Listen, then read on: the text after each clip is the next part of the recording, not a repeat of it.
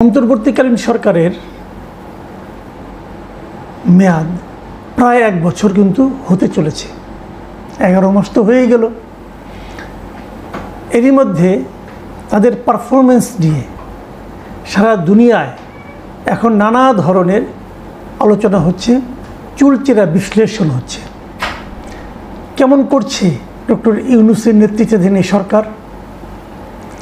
পশ্চিমা বিশ্বে যে বিশ্বের উপর সবচেয়ে বেশি নির্ভর করতেন ডক্টর ইউনূস নিজে, যতবার উনি আওয়ামী লীগ সরকারের সঙ্গে বিরোধী জড়িয়েছেন, অথবা বলা যায় আওয়ামী লীগ সরকার অথবা শেখ হাসিনা সরকার জড়িয়েছে ডক্টর ইউনূসের সঙ্গে বিরোধে, ততবার কিন্তু ডক্টর ইউনূসের পক্ষে দাঁড়িয়েছে পশ্চিমা বিশ্ব, পশ্চিমা মিডিয়া।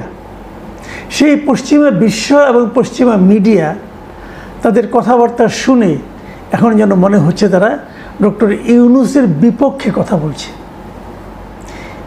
এই পরিবর্তনটাকে ডক্টর ইউনূস কীভাবে গ্রহণ করবেন? উনি কি এ সমস্ত ব্যাপারে সচেতন আছেন?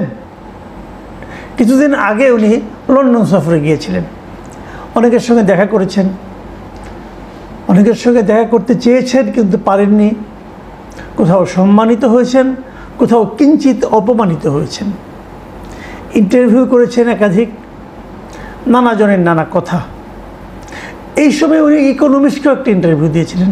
সেই দ্য ইকোনমিস্টে দুদিন আগে তারা এই বাংলাদেশের প্রসঙ্গ নিয়ে তাদের একটা রিপোর্ট প্রকাশ করেছে। এই রিপোর্টটার শিরোনাম তাদের অনলাইন সেকশনে একভাবে আছে এবং প্রিন্ট সংস্করণে আরেকভাবে আছে। প্রিন্ট সংস্করণে লিডার্স শাখায় এটার শিরোনাম হয়েছে আনব্যান দ্য আওয়ামী লীগ, মানে আওয়ামী লীগকে ব্যান না করা, এই ছিল শিরোনাম।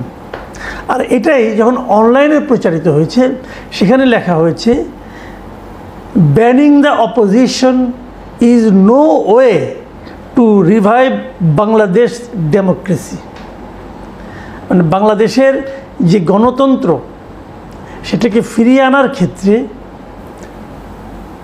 বিরোধী দলকে ব্যান করা কোনো পথ হতে পারে না।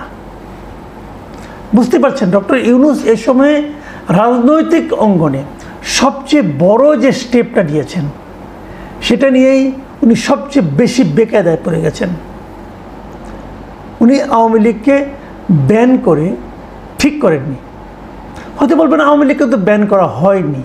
হ্যাঁ, ব্যান করা হয়নি, কিন্তু আওয়ামী লীগের কর্মকাণ্ডকে, রাজনৈতিক কর্মকাণ্ডকে নিষিদ্ধ ঘোষণা করা হয়েছে যতদিন পর্যন্ত না বিচার হয়। তো বিচার তো আর কালকে হচ্ছে না। এই বিচার হতে যদি 5 বছর লাগে, তো 5 বছর আওয়ামী লীগ কোনো রাজনৈতিক কর্মকাণ্ড করতে পারবে না।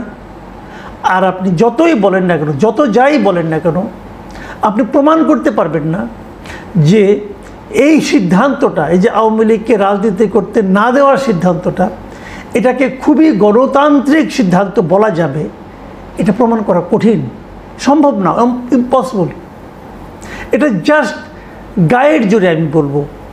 আপনি হয়তো বলবেন এটা আইনের মাধ্যমে, আইন মানে একটা কালো আইনের মাধ্যমে, একটা নির্বাহী আদেশে একটা কালো আইনের মাধ্যমে এই কাজটা আপনারা করেছেন।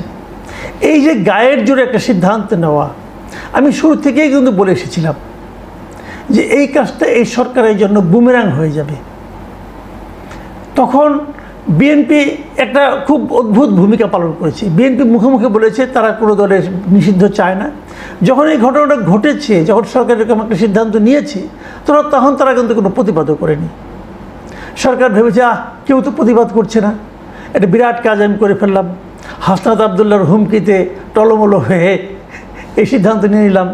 ঈদের আনন্দ সবাই অনুভব করলেন। নেট রেজাল্ট কী? নেট রেজাল্ট হলো বিদেশের মাটিতে অথবা বিদেশি মিডিয়াগুলোর কাছে এই সরকারের এই কর্মকাণ্ডকে তারা প্রশ্নের মুখে তুলে দিল এবং বিদেশি মিডিয়াগুলো এটা সমালোচনা করলো এবং তারা বলেছে এই কাজটা তারা ঠিক করেনি।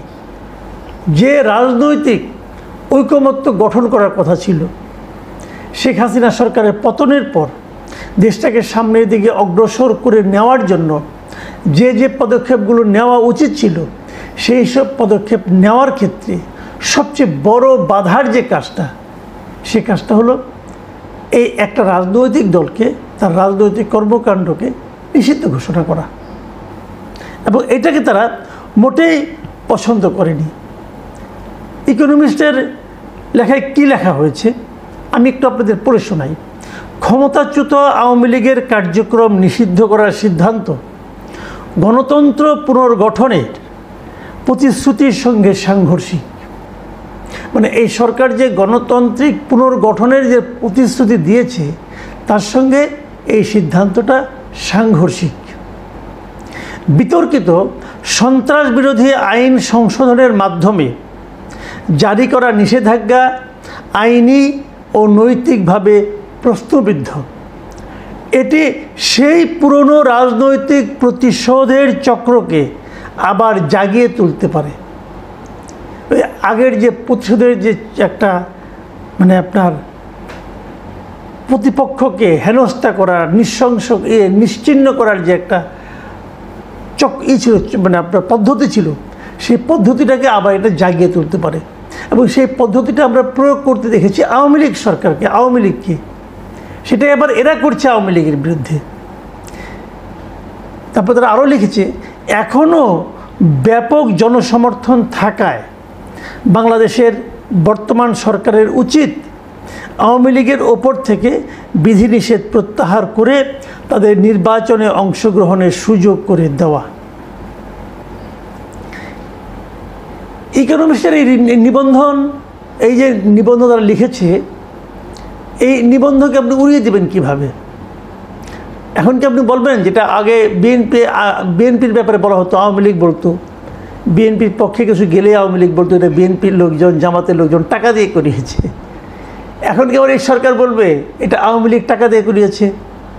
আমরা একটা অদ্ভুত মানে মানসিকতা, অদ্ভুত আচরণ আমাদের সরকারগুলির মধ্যে দেখি।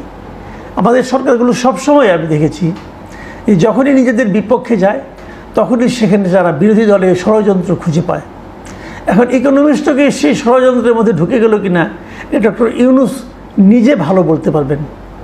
তবে ইউনূস সাহেবের গ্রহণযোগ্যতা পশ্চিমা বিশ্বে যে একটা বড় ধরনের ঝাঁকুনির মুখে পড়েছে এতে আমার কোনো সন্দেহ নেই। দেখুন, এটাতে পুরো এই ইউনূস সরকারের 11 মাসের যে কর্মকাণ্ড তার বিশ্লেষণ করা হয়েছে। কি কতটুকু পেরেছে, কতটুকু পারেনি, অর্থনৈতিক খাতে কেন ভালো করেছে, চীনের দিকে ঝুঁকে পড়ার ব্যাপারটা বলেছে, চীনের দিকে ঝুঁকে পড়ুক এটা বাংলাদেশের অনেকেই চায় এটাও বলেছে।